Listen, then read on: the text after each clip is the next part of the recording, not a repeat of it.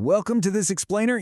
If you've ever sat through a calculus class, you probably remember that sheer, overwhelming frustration of staring at a page just full of disconnected algebraic formulas. We're all told to just memorize this giant set of rules, right? The power rule, the product rule, the chain rule. Just memorize them, apply them, and pass the test. But here's the thing. Memorizing a formula is very, very different from actually understanding how and why it works. So today, we are going to escape that memorization trap entirely. We're going to peel back the numbers and look at the actual visual geometric mechanics hiding right beneath the surface of the algebra.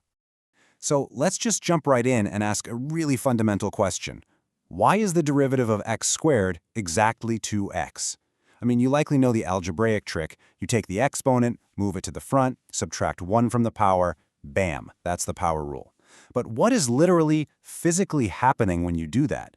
If you only know the formula, there's this massive gap in your intuitive understanding of what the math is actually doing. And filling that gap is exactly what we're going to do today. I was actually looking through a Reddit forum where people were discussing the intuitive explanations of calculus, and one student reacted to the geometric proofs we are about to cover with this quote, "Whoa, you just blew my mind. I always just took the product rule for granted." And honestly, that is the exact paradigm shift we are aiming for in this explainer. We're going to reveal a visual secret that makes all of this calculus suddenly, finally, click. But before we get to the big reveal, let's quickly acknowledge the standard cheat sheet. This is that classic table of derivatives we are all usually forced to memorize. A constant becomes 0, a line like x becomes 1, a square, x squared, becomes 2x, and so on. We basically just accept these as mathematical law. Well, we are going to step completely away from this cheat sheet right now and discover the actual geometric truth behind these outputs. Okay, let's dive into section 1, visualizing the power rule, moving from algebra to geometry. I want you to imagine a literal square. The side lengths are x, which means the total area is x squared. Now the derivative is just the instantaneous rate of change of that area. So to visualize this, let's grab the corner of our square and tug on it to grow it by just a tiny, tiny amount. Let's call that amount h. So the square gets slightly bigger. What is the new area we just added? Well, visually, we've added two thin rectangles on the sides, each with an area of x times h, and one tiny little square right up in the corner with an area of h squared. So the total change in area is 2xh plus h squared. To find the rate of change, we divide by our tiny amount h, leaving us with 2x plus h. And as we shrink that tiny addition, that h, down to absolutely 0 to find the instantaneous rate, the h just vanishes. We are left with exactly 2x. Just look at the stark contrast here. On one hand, you have the traditional super-dense algebraic proof. It's full of limit definitions, expanding binomials, canceling out terms. And sure, it's mathematically rigorous, but it totally hides reality. On the other hand, our elegant visual method shows you exactly what is physically happening. The derivative of x squared is 2x, because when a square grows, it literally grows by pushing out its two one-dimensional sides. So, the absolutely crucial takeaway here is this definition of the geometric derivative. When we take a derivative, we are basically dropping down one dimension. We started with a two-dimensional area, x squared. When we look at its instantaneous rate of change, how it grows right at its boundaries, we are flattening that area into one-dimensional lengths, specifically the two sides of the square. X plus x equals 2x. You multiply by 2 because there are two dimensions expanding. And the really beautiful thing is how brilliantly this logic scales up. Think about x cubed. That's the volume of a three-dimensional cube. How does a cube grow? It pushes out its three faces. So when you take the derivative, you drop down one dimension, from 3D volume down to 2D areas. The rate of change of a cube is the addition of its three square faces. Three faces, each with an area of x squared, giving you a derivative of exactly 3x squared.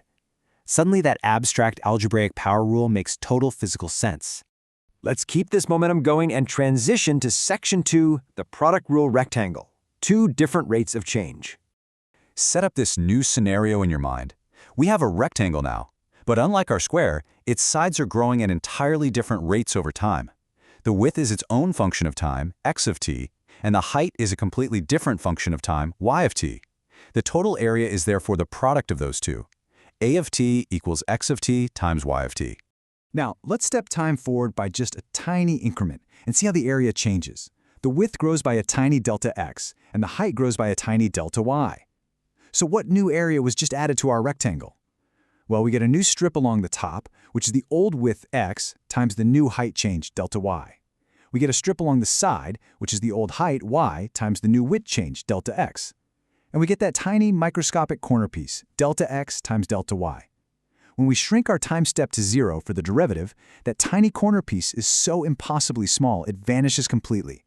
We are left with only the two strips, x times the derivative of y plus y times the derivative of x.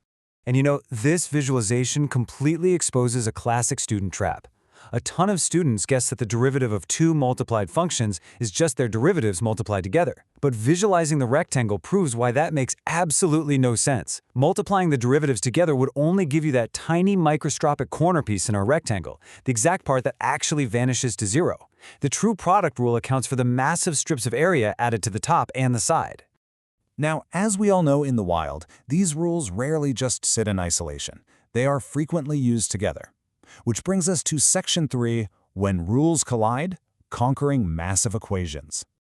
Just take a look at this massive equation from the Krista King math curriculum. Y equals x squared plus 1 all to the power of 7, multiplied by 9x to the power of 4.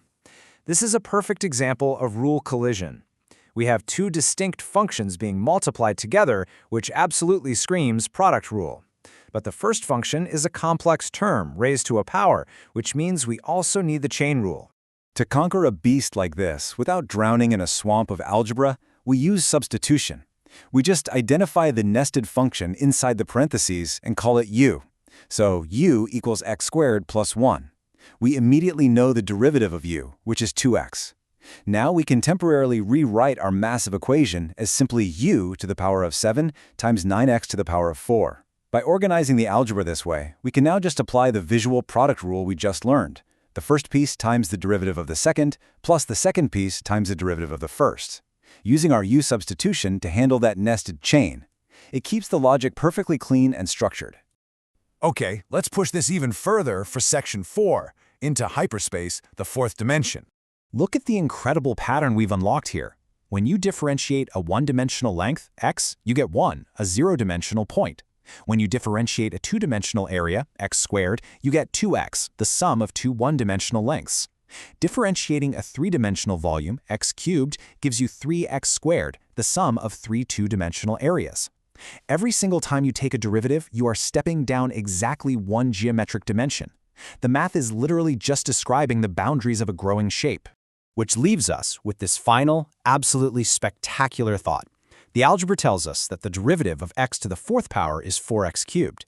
But armed with your brand new geometric intuition, what does that actually mean? It means if you have a four-dimensional hypercube growing in hyperspace, its instantaneous rate of change is exactly the addition of four three-dimensional solid cubes. You now understand the mechanics of calculus so well you can literally visualize the behavior of the fourth dimension. How crazy is that? Think about that the next time you see a math formula. Thanks so much for joining this explainer.